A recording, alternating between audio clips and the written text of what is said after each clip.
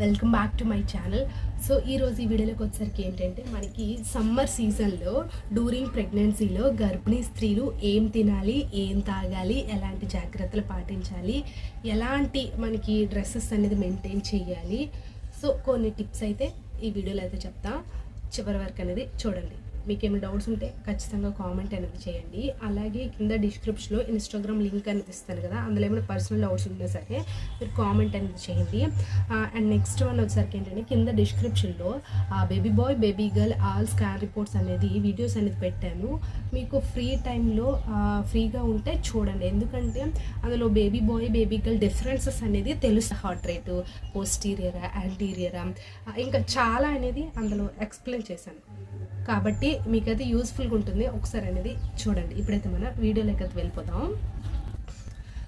ఇప్పుడైతే మనం వీడియోలోకి అయితే వెళ్ళిపోతాం. సో ఫస్ట్ వచ్చేసరికి ఏంటంటే మనకి ఎండాకాలంలో గర్భిణీ స్త్రీలు ఎలా ఉండాలనేది చెప్తాను. సో ఫస్ట్ ఏంటంటే ఎండాకాలం అంటేనే మనకి బాడీ అనేది బాగా, అంటే నార్మల్ పర్సన్స్కే బాడీ అనేది బాగా డీహైడ్రేట్ అనేది అయిపోతుంది.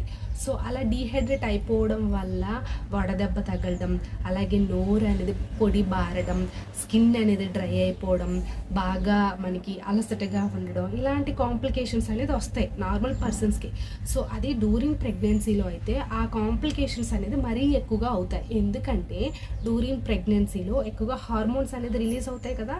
సో దానివల్ల ఏంటంటే ప్రెగ్నెన్సీలో గర్భిణీ స్త్రీకి చాలా ఉంటాయి ప్రాబ్లమ్స్. అంటే లైక్ ఎలా అంటే నాజియా, మనకి స్కిన్ ఇచ్చింగ్స్, అండ్ ఆల్సో మనకి ఎక్కువగా వామిటింగ్స్, మార్నింగ్ సిక్నెస్, ఇవన్నీ ప్రాబ్లమ్స్ ఉంటాయి డ్యూరింగ్ ప్రెగ్నెన్సీలో ఎక్కువగా ఉంటాయి. కాబట్టి బాడీ అనేది ఈ ప్రాబ్లమ్స్ వల్ల ఏంటంటే బాడీ డీహైడ్రేట్ అయిపోతుంది. సో అలాంటప్పుడు మీరు కొన్ని టిప్స్ తీసుకోవాలి. బాడీ డీహైడ్రేట్ అయ్యింది అనుకోండి, సో మీ నుంచి బేబీకి వెళ్ళాల్సిన పోషకాలు కానీ, ఆక్సిజన్ సప్లై కానీ, బెడ్ సప్లై కానీ సరిగ్గా అందదు. కాబట్టి డ్యూరింగ్ ప్రెగ్నెన్సీలో బాడీ అనేది డీహైడ్రేట్ అవ్వకుండా ఫస్ట్ జాగ్రత్తలు అనేది తీసుకోవాలి. సో బాడీ డీహైడ్రేట్ అవ్వకుండా ఉండాలంటే ఏం చేయాలంటే ఎక్కువగా లిక్విడ్స్, ఫ్లూయిడ్స్ మీరు తీసుకోవాలి. సో ఈ లిక్విడ్స్, ఫ్లూయిడ్స్ తీసుకోవడం వల్ల మీకు అడిక్వేట్ ఆమ్నియోటిక్ ఫ్లూయిడ్ అనేది మెయింటైన్ అవుతుంది. సో ఈ అడిక్వేట్ ఆమ్నియోటిక్ ఫ్లూయిడ్ మెయింటైన్ అవ్వడం వల్ల ఏంటంటే బేబీ మంచిగా గ్రోత్ ఉండడం కానీ, మూమెంట్స్ ఇవ్వడం కానీ ఇలాంటివన్నీ చేస్తుంది.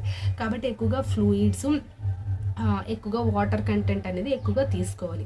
సో అంటే ఎలా అంటే ఫ్లూయిడ్స్, లిక్విడ్స్ పర్ డేలో మీరు నార్మల్ వాటర్ అనుకోండి ఒక 16 గ్లాసెస్ 18 గ్లాసెస్ అనేది పర్ డేలో తీసుకోవాలి. సో తీసుకోవడానికి కొంతమంది వాటర్ తీసుకోవాలనే సరే నచ్చరు, బట్ తీసుకోవాలి సమ్మర్ సీజన్లో. సో అలా 18 గ్లాసెస్ 16 గ్లాసెస్ వాటర్ అనేది తీసుకోవాలి. అండ్ లెమన్ జ్యూసెస్ కానీ, ఆరెంజ్ జ్యూసెస్ కానీ, అండ్ కోకోనట్ వాటర్. సో ఇంకొక డౌట్ కూడా ఉంటుంది, కోకోనట్ వాటర్ అయితే మిస్క్యారేజ్ అయ్యే ఛాన్సెస్ అనేది ఎక్కువగా ఉంటుంది కదా మ్యామ్ అని అడగొచ్చు మీరు. సో మనకి కోకోనట్ వాటర్ అనేది ఫస్ట్ ట్రైమిస్టర్లో అవాయిడ్ చేయాలి. ఆఫ్టర్ 4th మంత్ నుంచి మీరు కంటిన్యూ చేయొచ్చు. అది కూడా వీక్లీలో ఒక 3 times or 4 times అనేది మీరు ఈ కోకోనట్ వాటర్ 4th మంత్ నుంచి 9th మంత్ ఎండింగ్ వరకు కూడా కంటిన్యూ చేయొచ్చు. ఫస్ట్ ట్రైమిస్టర్ అనేది కొంచెం మిస్క్యారేజ్ అయ్యే ఛాన్సెస్ అనేది ఉంటుంది, బేబీ ఫామ్ కూడా అప్పుడే అవుతుంది. కాబట్టి ఫస్ట్ ట్రైమిస్టర్ అనేది అవాయిడ్ చేసేవచ్చు.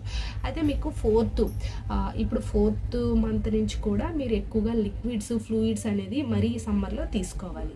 సో ఆ లిక్విడ్స్, ఫ్లూయిడ్స్ ఏమొస్తాయి నార్మల్గా ఈ మజ్జిగ కానీ, కోకోనట్ వాటర్ కానీ, లెమన్ జ్యూసెస్ కానీ, అండ్ వాటర్ కానీ ఇవి తీసుకుంటే మీకు కొంతవరకు ఏంటంటే బాడీ అనేది హైడ్రేట్గా ఉంటుంది. సో హైడ్రేట్గా ఉండేటప్పుడు ఏంటంటే బేబీకి తగినంత ఆమ్నియోటిక్ ఫ్లూయిడ్ ఉంటుంది. దానివల్ల బేబీ బాగా మూమెంట్స్ అనేది ఇస్తుంది, బాగా రొటేషన్ అనేది ఉంటుంది. అండ్ రొటేషన్ అయ్యే షఫాలిక్ పొజిషన్ కూడా వచ్చే ఛాన్సెస్ అనేది ఎక్కువగా ఉంటుంది. కాబట్టి ఫస్ట్ ఆఫ్ ఆల్ చేయాల్సింది బాడీ అనేది హైడ్రేట్గా ఉంచుకోవడం. So first. And second tip వచ్చేసరికి ఏంటంటే మన బాడీని అనేది కంఫర్ట్గా ఉంచుకోవాలి. సో అది ఎలా అంటే కంఫర్ట్గా అంటే మీరు కంఫర్టబుల్గా ఉన్నారనుకోండి, బేబీ చాలా కంఫర్ట్గా పెరుగుతుంది. సో డ్యూరింగ్ ప్రెగ్నెన్సీలో పైగా ఈ సమ్మర్ సీజన్లో నార్మల్గా కాటన్ క్లాత్స్ అనేది ఎక్కువగా యూస్ చేస్తే బెటర్. అంటే లైక్ నైట్ డ్రెస్సెస్ కాటన్వి, నైటీస్ కాటన్వి. సో ఇంట్లో ఉంటారు కాబట్టి ఇవి యూస్ చేస్తే సరిపోతుంది. అండ్ కాటన్ టాప్స్ అంటే కాటన్వి, and and feeding cotton tops ఉంటాయి కదా, సో ఫీడింగ్ కాటన్ టాప్స్ కానీ నార్మల్ కాటన్ టాప్స్ కానీ మనకి ఆన్లైన్లో చాలా అవైలబుల్గా ఉంటాయి. డ్యూరింగ్ ప్రెగ్నెన్సీ డ్రెస్సెస్ కానీ మనకి ఆఫ్టర్ డెలివరీ తర్వాత యూస్ చేసే పోస్ట్ నటల్ డ్రెస్సెస్ కానీ ఉంటాయి కదా, అవి మీరు యూస్ చేస్తే కొంతవరకు మీకు డిస్కంఫర్ట్గా ఉండకుండా కంఫర్టబుల్గా ఉండేలా చూస్తుంది.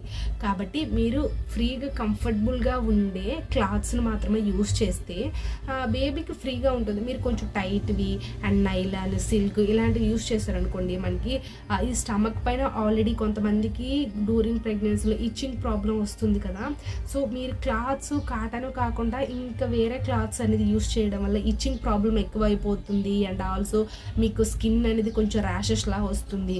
సో అంటే కొన్ని టైట్ డ్రెస్సెస్ కూడా యూస్ చేయడం వల్ల ఏంటంటే బేబీకి మూమెంట్స్ అనేది మంచిగా ఉండదు. సో కాబట్టి టైట్ డ్రెస్సెస్ అనేది అవాయిడ్ చేయాలి. ఇంకా అదర్ క్లాత్స్ అంటే నైలాన్ సిల్క్ ఇవన్నీ ఉంటాయి కదా, వాటిని అన్నిటిని అవాయిడ్ చేసేయాలి. నార్మల్గా కాటన్ క్లాత్స్, అది కూడా ఫీడింగ్ కాటన్ టాప్స్ ఉంటాయి కదా, ఫీడింగ్ నైటీస్ కానీ నార్మల్ నైటీస్ కానీ నైట్ డ్రెస్సెస్ కానీ అవి కూడా మెయిన్ కాటన్ క్లాత్స్ మాత్రమే యూస్ చేస్తే బెటర్. సో అదొకటి. అండ్ ఇదొక టిప్ పాటించండి. ఇంకొక టిప్ వచ్చేసరికి ఏంటంటే మీరు బయటికి వెళ్ళాల్సి వచ్చిందనుకోండి సమ్మర్ సీజన్లో, సో మీరు ఏంటంటే ఖచ్చితంగా అంబ్రెల్లాని అనేది పట్టుకోవాలి, అడిక్వేట్ వాటర్ అనేది తీసుకొని వెళ్ళాలి మీతో పాటు, and also sunscreen lotions ఏమైనా సరే ఫేస్కి కానీ మన స్టమక్ కానీ అప్లై చేయాలి. సో ఎందుకంటే సన్ స్క్రీన్ లోషన్ అనేది యూస్ చేస్తే కొంతవరకు ఆ ఎఫెక్ట్ అనేది మీ పైన బేబీ పైన కూడా ఉండదు. సో అదొకటి యూస్ చేయండి.